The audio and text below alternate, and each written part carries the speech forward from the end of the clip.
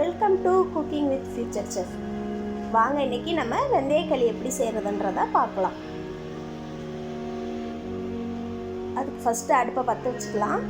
பற்ற வச்சதுக்கப்புறம் அது மேலே ஒரு பாத்திரம் வச்சுக்கோங்க. 1 கப்பு வெல்லம் சேர்த்துக்கலாம். வெல்லத்தை நல்லா நுணுக்கி சேர்த்துக்கோங்க.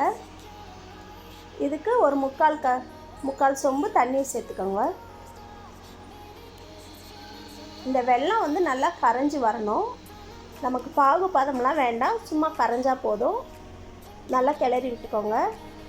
A few moments later. நமக்கு இந்த மாதிரி நல்லா கரைஞ்சிடணும்.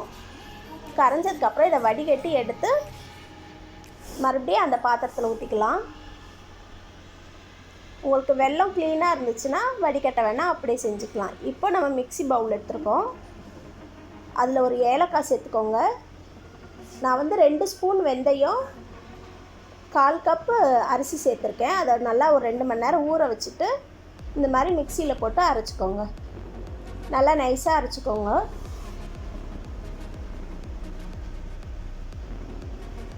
இது ரொம்பவே நல்லது உடம்புக்கு. சின்ன பசங்கள்லேருந்து எல்லாருமே சாப்பிட்லாம். இப்போ இது நல்லா அரைச்சாச்சு. இப்போ இந்த வெல்லம் கொதிக்குது. இந்த கொதிக்கிற வெல்லத்தில் நம்ம அரைச்சி வச்சதை சேர்த்துக்கலாம். இந்த களி வந்து பீரியட்ஸ் டைமில் சாப்பிட்டா ரொம்பவே நல்லது. வயிறுலாம் வலிக்காது, உடம்பும் நல்லா ஹெல்த்தியாக இருக்கும். இதை சேர்த்துட்டு நம்ம கைவிடாமல் கிண்டிக்கிட்டு இருக்கணும். இதில் வெந்தயம் சேர்த்துருக்கனால கசப்புலாம் எதுவுமே வராது, ரொம்பவே இனிப்பாக இருக்கும். இதை நல்லா கைவிடாமல் கிண்டுங்க.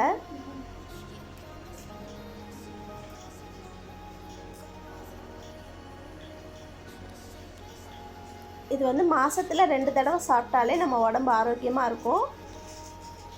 நல்லா ஹெல்த்தியானது. குழந்தைங்களுக்கு கொடுத்தாலும் விரும்பி சாப்பிடுவாங்க இதை. A few inches later. இங்கே பாருங்கள், இப்போ நல்லா கட்டி ஆயிடுச்சு. நல்லா அல்வா பதத்துக்கு வரணும். அது கைவிடாமல் கிண்டணும். நம்ம விட்டுட்டோம்னா அடி பிடிச்சிரும். இதை நல்லா கிண்டுங்க.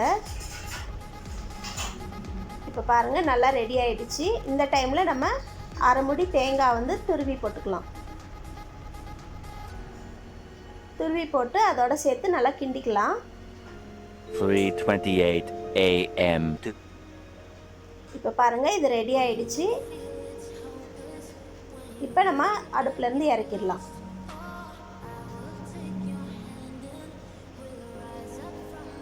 இப்போ இது ரெடி ஆகிடுச்சு சாப்பிட்றதுக்கு. 1 eternity later.